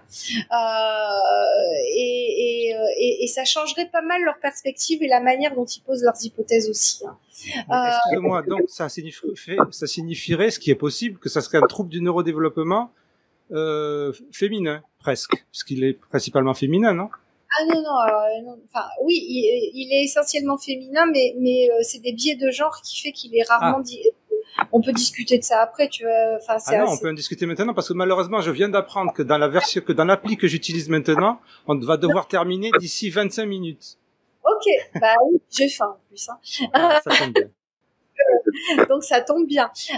Non, alors je termine ce que je disais. C'est que quelqu'un qui aurait eu un trouble de la personnalité borderline, une schizophrénie, une bipolarité, allez, par exemple à un niveau modéré, s'il avait eu des super parents, etc., ben il va l'avoir à un niveau sévère parce que ça va aggraver sa symptomatologie du fait des expériences adverses précoces. Donc les As ont aussi une influence sur les troubles neurodéveloppementaux. Oui, alors, ils ne les créent pas, mais ils vont aggraver et rajouter, pourquoi pas, des comorbidités. Le trouble de la personnalité borderline, alors on sait aujourd'hui que c'est un trouble à forte composante neurodéveloppementale. On va le dire comme ça. Hein, et où effectivement on va trouver beaucoup d'adversités précoces, il y a un grand lien. Mais il y a beaucoup de papiers, y compris des revues de la littérature, des méta-analyses, qui explorent le diagnostic différentiel entre le TDAH, le trouble de la personnalité borderline et le TSPT complexe. Okay. Il y a vraiment une revue de la littérature, méta-analyse. Super intéressant ça. Voilà. Quand on va avoir globalement, pourquoi dans le DIVA, on nous demande de documenter la présence des symptômes dans l'enfance avant 12 ans. Dans le diagnostic, l'entretien diagnostique du TDAH. Parce que, et donc c'est dans le diagnostic différentiel, le TDAH dans l'enfance va... à l'âge adulte, il y a beaucoup de ressemblances entre un TDAH et un trouble de la personnalité borderline. Beaucoup de ressemblances. C'était les mêmes. Hein, on est Parce bien qu'il y a d'accord. des gens qui disent la même chose pour le TSA et le borderline. Oh, bah, je sais pas, vous avez vu ça, mais bon. Bon, on reviendra sur ça. J'ai pas envie de te disturber. Follow. Continue. Merci. Donc, globalement, voilà pourquoi, non seulement il faut le documenter avant 12 ans, mais en plus, il faut que le diagnostic dans l'enfance soit corroboré par un ou deux adultes qui ont connu la personne adulte en tant qu'enfant, ou alors des bulletins scolaires, etc. Hein, c'est pas comme ça qu'on pose un diagnostic de TDAH. Mais comme socialement, c'est admis qu'un enfant, un garçon, il puisse remuer, etc., etc. Oui. Hein, donc, on va l'amener quand il est gosse, et le professeur Cassie à Nice, par exemple, va lui diagnostiquer son TDAH. Il va lui diagnostiquer parce qu'il est TDAH. Mais quand c'est une petite fille, on va pas l'amener au diagnostic TDAH, on va la forcer à rester sage. Et oui, exactement. Et quand elle est grande, eh ben, il y a des garçons qui étaient en fait borderline. On va plus, puisqu'il a eu son diagnostic de TDAH, plus jamais on va le remettre en question, hein. Même s'il a un syndrome abandonnique, même il a de la labilité émotionnelle, etc. Plus jamais on lui remet en question, hein. On le fout sous Concerta et c'est terminé. Et on se demande pourquoi il continue à faire des bêtises malgré qu'il soit avec des doses comme ça de Concerta et qu'on le voit arriver dans votre cabinet avec un bracelet électronique ou des bêtises comme ça. Par contre, la jeune femme, elle va arriver, pareil, stéréotype de genre, à 15, 20, 30 ans, elle se chope à un diagnostic de trouble de la personnalité borderline. Oui, alors attention, hein, ça veut pas dire, encore une fois, faut pas me faire dire ce que j'ai pas dit. Ah, j'ai pas dit que toutes les femmes borderline étaient des TDAH qui n'avaient pas été diagnostiquées. Hein. Ça aurait été bien. J'ai pas dit ça. Ça aurait fait beaucoup de vues pour le replay. Mais bon, désolé. Voilà. Donc non. Mais encore une fois, diagnostic différentiel. Mais les stéréotypes de genre fait que des femmes TDAH se retrouvent avec un diagnostic de la personnalité borderline, alors que si elles étaient enfants, y compris en étant une future borderline, on leur aurait collé un diagnostic TDAH et plus jamais on leur collait le diagnostic borderline. Si elles avaient été garçons, tu veux dire. Si elles avaient été des garçons. Donc on a des garçons borderline qui ont été diagnostiqués TDAH quand ils étaient enfants et chez lesquels on ne remettra plus jamais en cause... voilà. Oui, mais comme tu dis, alors ce sont ces personnes qui, dans le traitement par méthylphénidate, par exemple, va amener rien du tout. J'ai une histoire pour vous, Asmi. Ah, vas-y. Et ensuite, on fera une autre question. Quand j'ai commencé mes études en 2014-2015, je les ai faites à distance au centre de formation, au SFAD, le centre de formation à distance de l'université d'Aix-Marseille. Et donc, en deuxième année, en licence 2, j'ai des cours de psychologie. Ça a été ma grande révélation, puisque je suis devenue une différentialiste. J'ai mes premiers cours de psychologie différentielle. C'est là que j'avais fait ça pour ça. Hein. Je voulais déjà travailler avec le haut potentiel, mais enfin, je trouve ma maison c'est là qu'on l'étudie. Et c'est l'enseignant-chercheur qui était responsable de cette unité d'enseignement était mon examinateur à ma thèse. Voilà, c'était Bruno Dauvier, examinateur, mais il avait délégué ses cours à quelqu'un qui s'appelle Jean-Baptiste Pavani. Et Jean-Baptiste Pavani, je communiquais avec lui, je l'emmerdais par mail en permanence, je lui posais des questions, etc., etc. Puisque en fait, c'était lui qui nous donnait les cours du coup de psychologie différentielle au SFAD dans les faits. Et Jean-Baptiste Pavani, il est non-voyant et non-entendant. Ah. Voilà. Et je le savais pas. Je l'ai su après, et donc ça ne se sentait absolument pas. Donc on dit, à mon époque, on disait sourd et aveugle, voilà. Donc modèle, ça peut être un modèle pour Asmine. Et Jean-Baptiste Pavani, voilà. Je te donne son nom, Asmine. Il est enseignant-chercheur à l'université d'Aix-Marseille en psychologie. Je souhaite la même chose pour Asmine, franchement. Exactement. Je voulais l'inviter. Alors, je pouvais pas puisqu'il est enseignant-chercheur. Il est jeune, donc il a été recruté il y a 3-4 ans. Puisqu'il a fait son doctorat puis son postdoc. Je voulais l'inviter comme on peut le faire en tant qu'invité à ma thèse. Et je déteste la discrimination positive. Moi, pour moi, c'est chacun au mérite, mais bon, je suis génération X. Je n'ai pas pu l'inviter parce que sinon, il fallait que j'invite aussi une femme pour la parité. Et là, honnêtement, ça devenait... Voilà. Okay. J'avais après, du coup, un jury qui était déséquilibré. Et donc, j'ai pas pu inviter Jean-Baptiste Pavani, mais voilà, c'est un enseignant et c'était, je le savais pas et vous pouvez pas savoir comme je l'ai emmerdé par email et et tout, etc. Donc voilà. Mais c'est une très belle histoire en tout cas pour Asmine. Et voilà. Pour moi aussi. Alors, on va revenir malheureusement aux ACE avant bientôt de finir. Il y a une question de Serge qui dit: quand est-ce que ta version traduite de la grille ACE sera validée en France? J'ai fait l'étude de validation et elle a été publiée dans le journal européen du trauma et de la dissociation. Voilà. Malheureusement, comme moi je suis issue d'un labo qui a pas de sous, on paye pas, donc l'étude elle est sous embargo.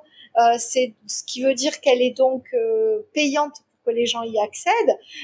Mais n'hésitez pas à m'envoyer un mail. Je vous envoie tout voilà, discrètement. Je t'enverrai tout, l'étude de validation, et puis il y aura eu une fuite. C'est génial, merci beaucoup. Une autre question importante, est-ce que le TSA et le TPE, what is le TPE? Le TPB, pardon, oui, trouble de personnalité borderline, sont deux occurrences possibles dans l'absolu? Deux occurrences, en co-occurrence alors plutôt. Oui. Alors, j'en ai pas rencontré, mais la nature est extrêmement créative pour faire souffrir les gens. Donc j'imagine que ça peut exister. J'en ai pas croisé moi, voilà. Je n'ai pas vu dans le diagnostic différentiel, en tout cas du trouble de la personnalité borderline, ni du trouble du spectre de l'autisme, que ce soit des diagnostics mutuellement exclusifs. Donc malheureusement, je découvre des fois des conjonctions de troubles. Je reste sans voix d'admiration face à la souffrance de gens qui arrivent malgré tout dans leur souffrance à obtenir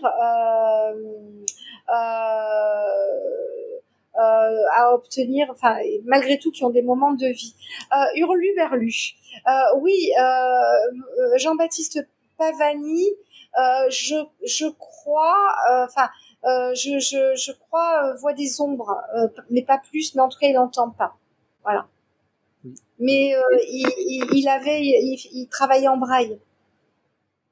Oh là là, enfin, j'allais dire le courage, mais non, je veux dire l'intelligence qu'il faut pour faire ça, ou alors c'est mon Dieu, il est extraordinaire, extraordinaire. Voilà. Et Asmine qui dit... L'université française est pleine de talents. Voilà. Exactement. Et c'est former les psychologues, Raph. Non, mais c'est juste pourri de postes avec des papiers.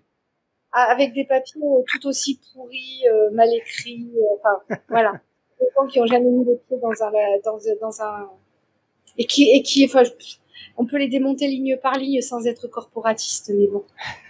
Depuis quand une formation garantit la qualité d'un soin? Non, parce que si c'était le cas, l'erreur médicale elle n'existe pas. Hein. Donc voilà, c'est ça. Eh ouais. Et depuis quand? Parce que quelqu'un a eu une formation, alors parce qu'il a eu cette formation-là, il est pas bon. Alors au-delà du fait que toutes les études nous expliquent l'alliance thérapeutique, etc., moi j'ai quand même une paye de collègues jeunes qui ont eu des formations en psychanalyse, et il faut pas oublier que des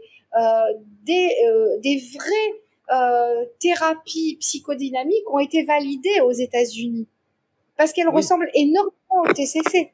Voilà. Oui. Et moi, des collègues, des jeunes collègues qui sont allés à apprendre le MDR à l'Institut européen, enfin voilà, là où il fallait, etc. Ils n'ont rien à voir avec ceux qu'ils ont eu comme formation il y a des années. Et des gens qui ont jamais mesuré combien. Regarde, moi je suis issue d'un master. En fait, qu'est-ce qui peut dire que mon master il était efficace? Qu'est-ce qui peut dire? Bonne question. Avant de parler, il faudrait mesurer mon nombre de patients, de moi et de tous mes collègues, année après année, le taux de satisfaction de mes collègues, de mes patients, mes taux de réussite par rapport, voilà. Et on l'a pas. Et on l'a sur aucun, mais alors absolument aucun master. Donc, il y a des gens qui devraient se taire au lieu de parler. Et pour répondre à Stan qui dit un appel du pied, Raph, la psycho te tend les bras parce que Nathalie me disait ça. Non, moi je crois qu'il y a des gens qui sont entre guillemets doués, dont c'est la vocation de faire quelque chose. Et en particulier, je parle tout ce qui est du domaine du soin, de la thérapie, de ce genre de trucs-là. Je les admire. J'admire Nathalie, par exemple. Moi, je sais pas faire ça. Moi, je suis un bouffon qui creuse, qui cherche, qui essaie de comprendre. Voilà. Je sais pas faire ça. On prend rendez-vous comme tu veux pour le self-concept. Je me déprécie pas, hein. Je me déprécie pas. Je sais ce que je suis, c'est tout. Non, tu sais pas ce que tu es. Tu viens d'exprimer des goûts, des intérêts, des centres d'intérêt. Mais ça veut pas dire que tu aurais pas eu le talent, que tu aurais pas eu la possibilité, etc. C'est pas la même chose, les centres d'intérêt et ce qu'on est capable de faire. C'est pas la même chose, Charles. Mais un chercheur, dit Stan, oui, mais chercheur, il faudrait que je sois pas ce que je suis, parce que là, vous voyez pas tout le bazar qu'il y a derrière l'écran vert, hein. Un chercheur avec un bazar monstre dans sa tête, ça marche pas, quoi. Il a un talent, mais extraordinaire. Si un jour elle regarde, c'est celle qui a eu son accident de trottinette, hein, je dis ça comme ça, qui a un talent extraordinaire et qui est psychologue, psychothérapeute, qui s'est fait les 3 années de la FCTCC, qui est une grande spécialiste des addictions, etc., et qui a un TDAH mais long comme le bras, hein. Voilà, elle a passé son année de Master 2 à jouer au morpion ou je sais pas quoi sur son écran. Voilà.